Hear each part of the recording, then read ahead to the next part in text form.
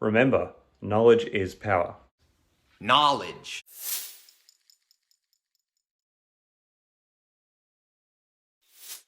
Hi again everyone, I hope you're all doing really well. I thought I would do a quick video on the recent US inflation report and how it is being received by markets so far.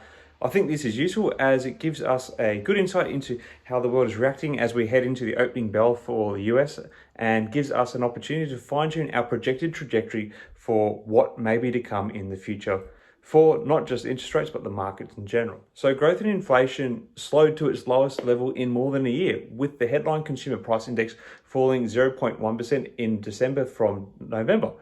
This was driven by a 4.5% drop in energy prices, bringing the headline rate down to 6.5% year over year from 7.1%.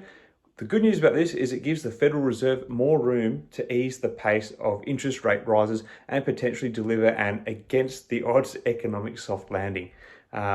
It's not a sign that rates will be stopping going up straight away, but more likely there will be a slowing at the rate with which they go up by. It's worth keeping in mind that the Fed is targeting an inflation rate of 2%, so there's still some way to come to reach that. As we discussed the other day, the US dollar going down is a good sign for a turnaround in our current economic misfortunes. And on the back of the latest inflation news, we have seen further reducing in the value of US dollars, such as against the Australian dollar, which hit 69.85 cents, resetting its 4-month high as the US dollar slumped by around 1%. Like we said the other day, the Australian dollar is a good indicator for how the Chinese yuan, which has a fixed exchange rate, is stacking up against the USD. So this is positive news. Also, we saw Australian and Asian shares in general following Wall Street higher, and the European markets in the very early hour, in the first hour of trade, looks like it's heading that way as well. A reflection that inflation news is being well received globally. Naturally, US President Joe Biden, like all politicians, was quick to seize on the rapid turnaround in inflation, lauding his administration's efforts to reduce gas prices.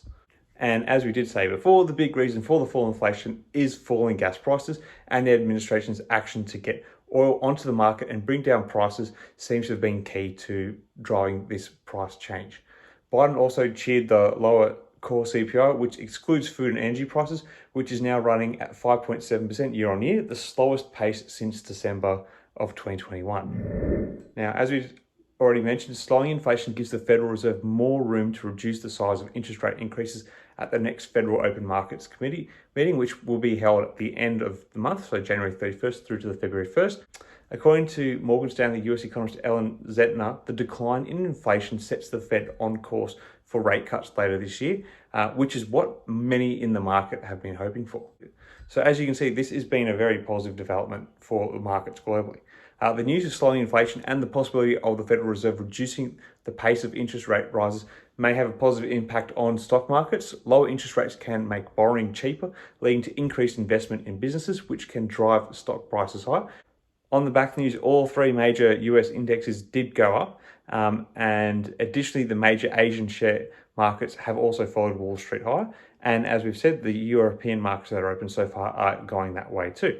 However, it's worth noting that stock markets are affected by many factors, and it's difficult to predict how they will react and how much their success today has been down to this inflation report.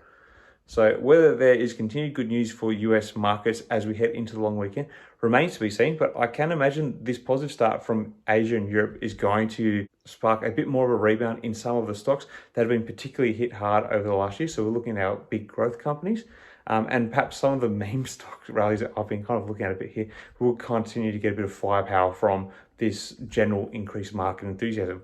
Anyway, that's about it for this one. I hope you found it useful. Until next time, may the markets trade in your favor. Cheers.